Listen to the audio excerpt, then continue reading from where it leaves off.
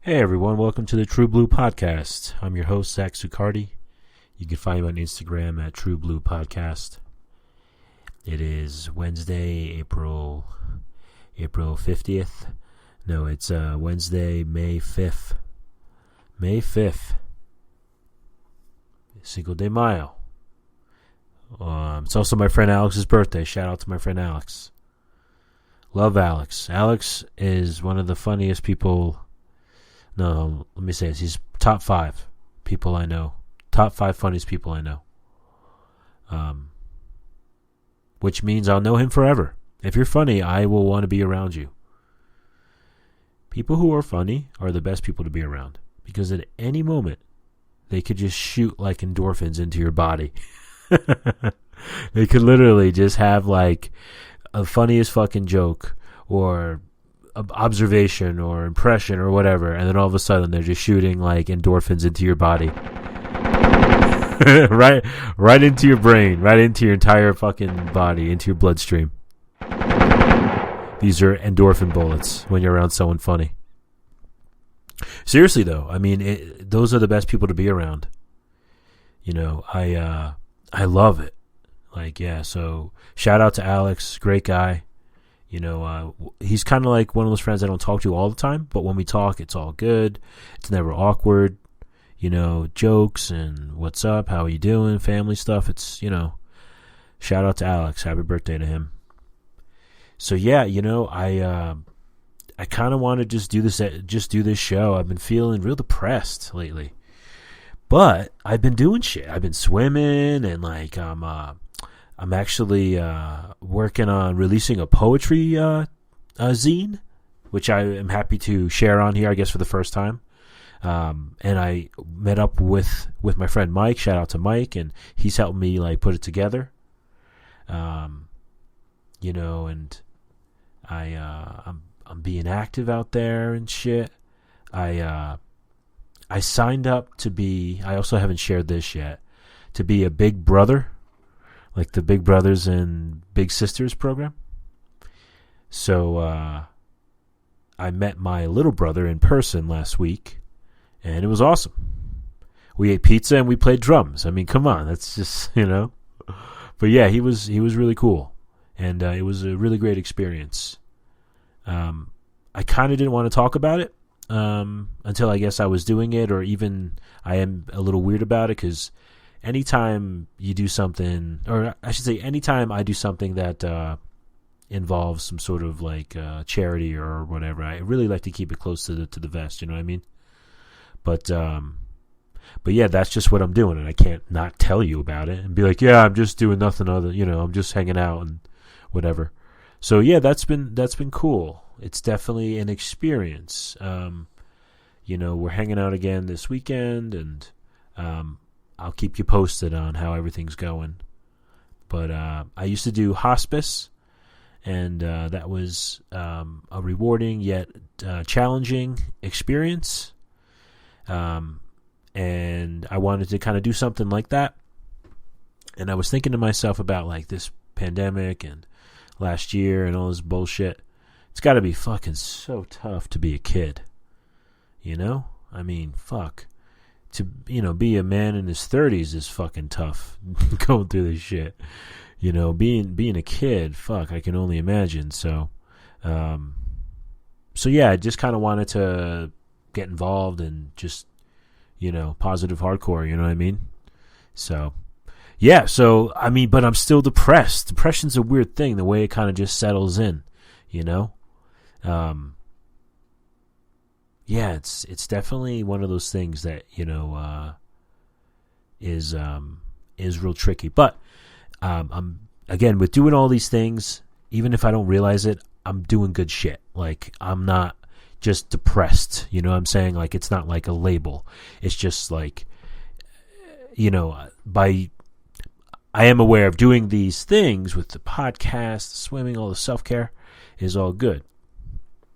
You know, even though I feel depressed, I know like that stuff is definitely is accounted for. Excuse me. Oh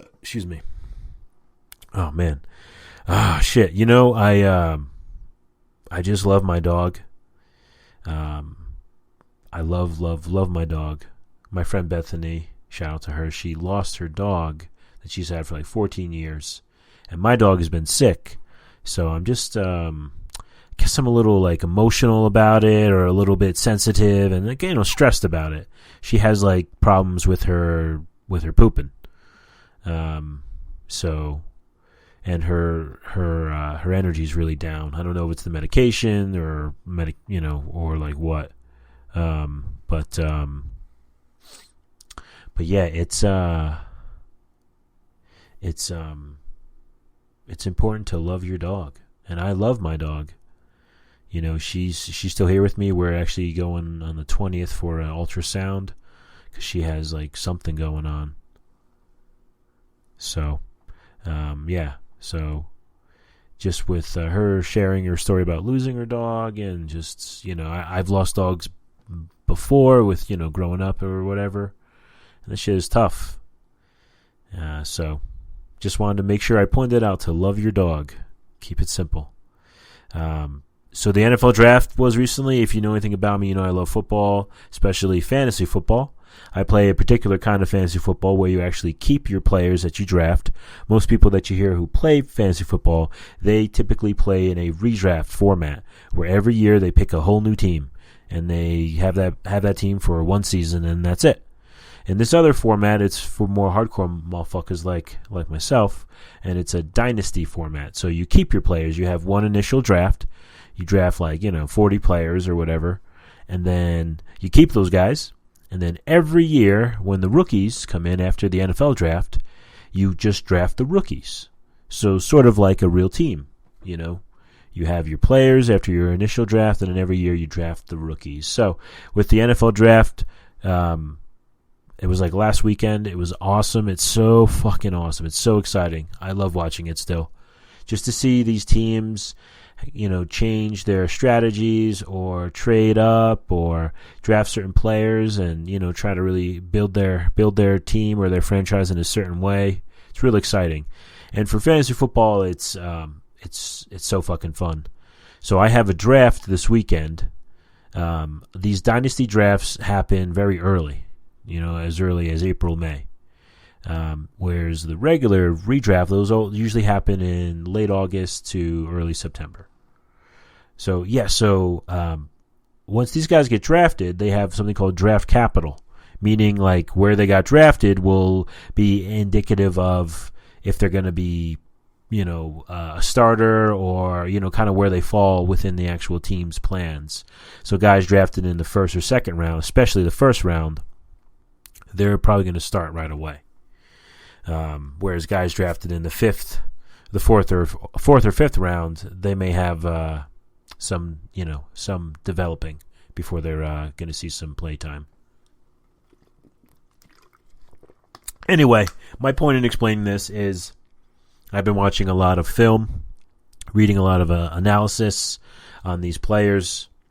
So when it comes time for me to draft these players to my fantasy teams, my dynasty fantasy teams, I'll know who the fuck they are. And it is a very long process. There's like 100,000, there's like just a ton of these players. So I'm watching all this film, doing all this research on them. But it's a lot of fun and it's very rewarding, especially when you can have a strong draft. And it's just like a game. Like anyone plays a game, anyone fucking has a hobby. Fantasy football and dynasty fantasy football is the same kind of thing. It's just such a fun fucking hobby. And I just love it so much. And if you love football, it's the way to go. So yeah, I've been just really rocking and rolling with that. Do you ever notice when you go to these places that have like point systems, like Walgreens or even some of the dispensaries here have them, where you're like you spend so much money and you get X amount of points, and they'll be like, you have 50,000 points, and you're going, oh fuck yeah, that fucking rules, and it's like $5. You're like, what the fuck? 50,000 points is $5. I went to Walgreens the other day, and they said I had like 26,000 points. I said, oh fuck yeah, and it was $1, a motherfucking dollar. And I'm like, let's do it. But, like, you know what I'm saying? All these point systems are so fucked. They should just have dollar for fucking dollar, or like dollar for like point, you know what I mean? But that would be too easy. It sounds cooler to say, oh, you have 70,000 points. Oh, cool. What do I get? You can have one of these pens, and then we'll give you a fucking lollipop, you asshole. You know what I'm saying? I don't know. That was just one of those things that this happened to me kind of recently in a couple places where they're like, you have, all these fucking points. You want to use them? Yes, I do. Yeah, it's fucking crazy. Anyway, that's kind of it. That's my Since We Last Spoke segment where I just talk my shit. So that was fun. All right, let's move on to the motherfucking self-care tip of the week.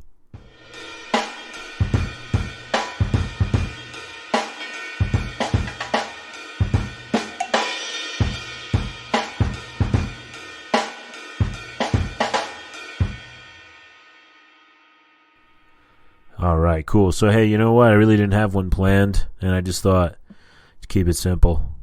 I'm not going to make a big deal about it. Just keep it simple. So, the self-care tip of the week is tell someone you love them.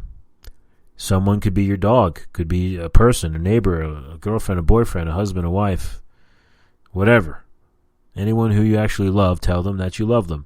And would you know it, there's some fucking health benefits from doing this. Simply put, it lowers stress hormones in your body. Actually, simply put, would probably say lower stress. Fuck the hormones. We don't get it. We gotta get into that. Just lower stress. Also lowers your cholesterol somehow. I have no idea, but it does. Also, it'll help lower your blood pressure, and for all you COVID motherfuckers out there, it'll help strengthen your immune system. And how cool is that? Just by fucking telling someone you love them. And here's my hippie spiel on it. I would imagine that just the love chemical, the oxytocin, all that shit, the endorphins, it just, when you feel something and, you actually love someone and you tell them that, it just does something. There's something, literally like a chemical, there's something there. Like something like third eye almost. So yeah, simply put, tell someone you love them. Go do it. Text them, call them when you see them, whatever. You don't got to make it a big deal. Just text one of your homies, one of your homegirls, whoever. But just tell someone that you love them. That you actually love, not just some random ass shit. Yeah, so there you go. You heard all the health benefits: lower stress, lower your cholesterol, blood pressure, and it strengthens your immune system. Who would have thunk it? Fuck yeah. All right, so let's move on. Let's go to the let's read some haiku. What do you say? Let's do some haiku. Sound good? Sound good.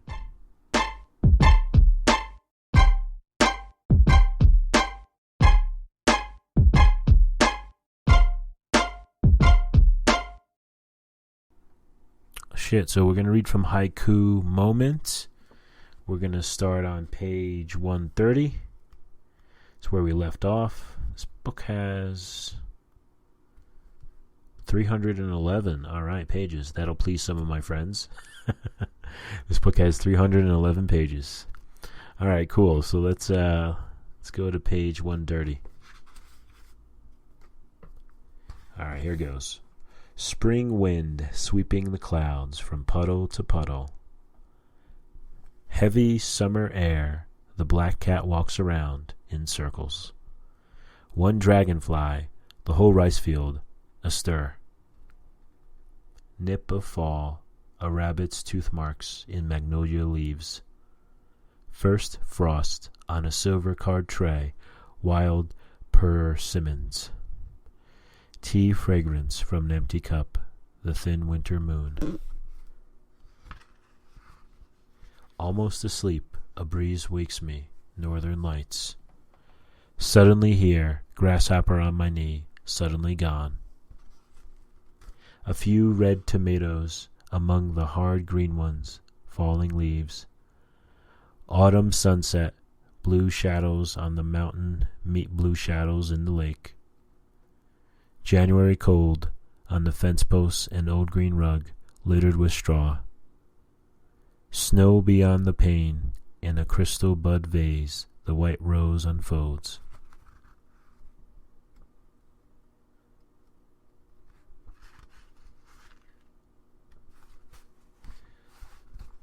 In the April orchard, that thin blackbird, waiting. From her window at sundown, at moon down. Alone in the rain, even my shadow washed away. Drifts of snow, spider webs whitening corners of the shed. Apple orchard, empty twisted branches glisten in the rain. No stars tonight, but the fireflies so close you can touch them. Barnacles still clinging to a dead whale's belly. Brutal. Barnacles. That's funny. I like it starts out with the word barnacles, which is a funny word. I don't think I've really ever said that or read that, but there it is, barnacles. And then it's to a dead whale's belly. Yeah, it's brutal. That's so fucking brutal. All right. Momentary dolphins woven in the curl of a summer wave. The boat's horn echoes against the far buildings, evening lightning. Wolf spider dancing sideways on the wall, dusk. Middle of the highway with bells on, our old dog. Autumn storm, my dear aunt's alarm ringing. Let me read it. Let me start over that. I totally fucked that up. Autumn storm, my dead aunt's alarm ringing. In my silver wedding shoes, spider webs. This one's interesting. These are all like dreams almost. Like especially the first one, middle of the highway with bells on, our old dog. Between pinches of goldfish food, stillness settles. Twilight mist, the sparrow on the barbed wire shifts his head. Winter river, two ducks still in the moonlight. A moth rises in the smoke wind, the silence. All right, well, fucking A, there you have it. It's Haiku Moment. Those were good, man. Some of those were really good. You know, they just capture just such... it's perfect. It's perfect. All right, hey, we're breezing through this motherfucker. Let's move on to the True Blue playlist, the song of the week.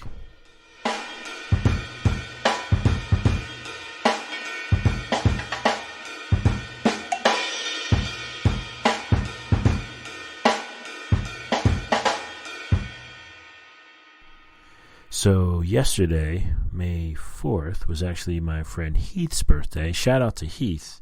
Great friend of mine. Love this guy. He's such a great friend.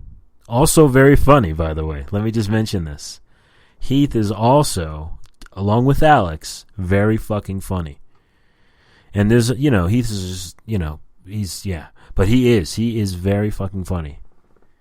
He's definitely in that top 5 for sure. And people know Heath is funny. Like, I have a couple friends who know Heath, and even my mom knows him, and they all think he's funny. But he is. Yeah, see? I'm telling you, May has some funny people. Let me tell you. So, yeah, shout out to him. Anyway, yesterday, as well as it being Heath's birthday, it was also MCA from Beastie Boys the day that he passed away in 2012.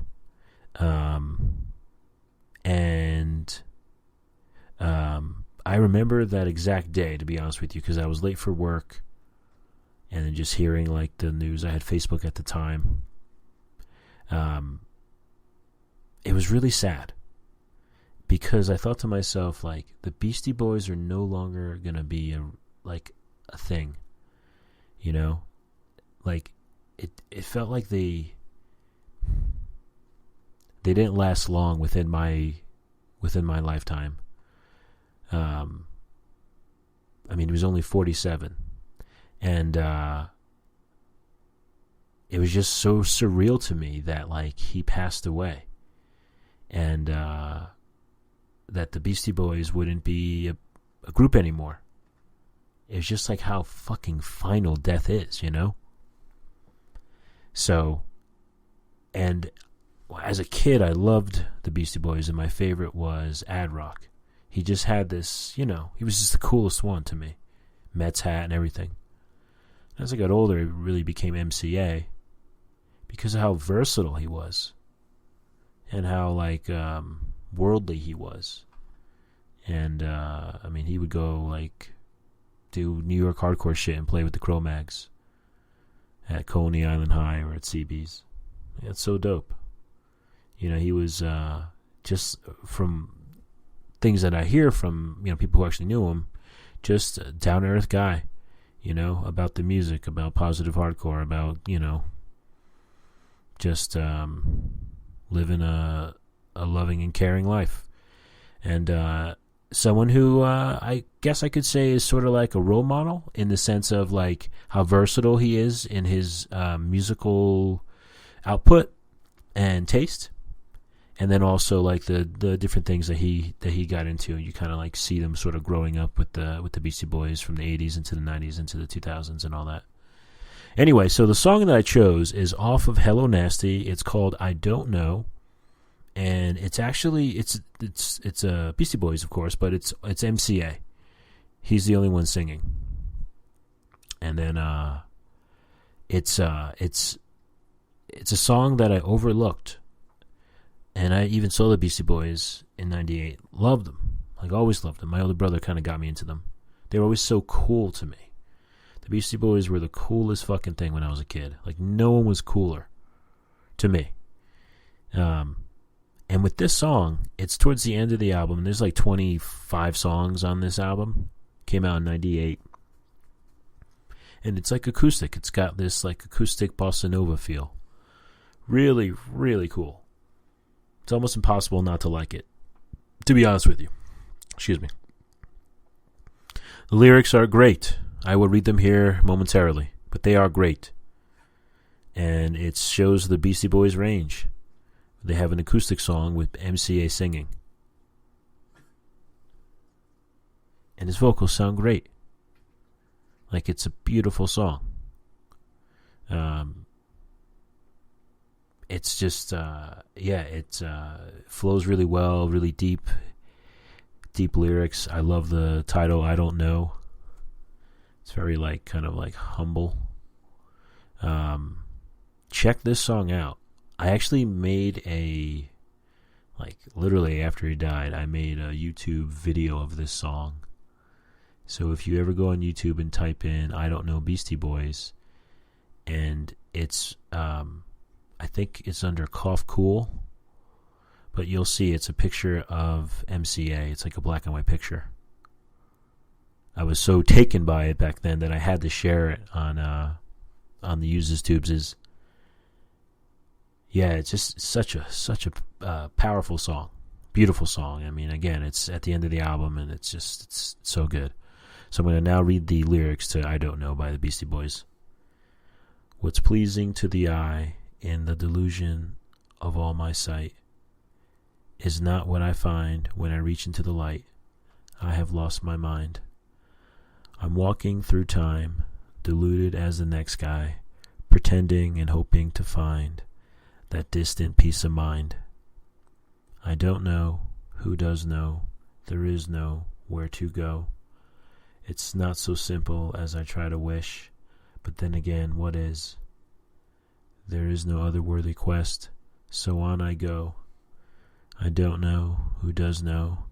There is no where to go. I don't know who does know where to go. I don't know. I don't know. I don't know. I don't know. I mean, just so good. Simple. It flows so beautifully. Very humble. You know, pretending and hoping to find that distant peace of mind. Oh my God. This song, literally, these lyrics and this song has been sort of like a mantra to me at times. it's such a just such a powerful song, and I'm so glad to share it within this time frame here. The energy is just right. All right, so there you have it. There is session 34, True Blue Podcast. Thanks everyone for checking it out and tuning in with me. I hope you have a great weekend and shit. And yeah, check me out on Instagram, True Blue Podcast. Check out the True Blue playlist. And everyone have a great weekend. Peace.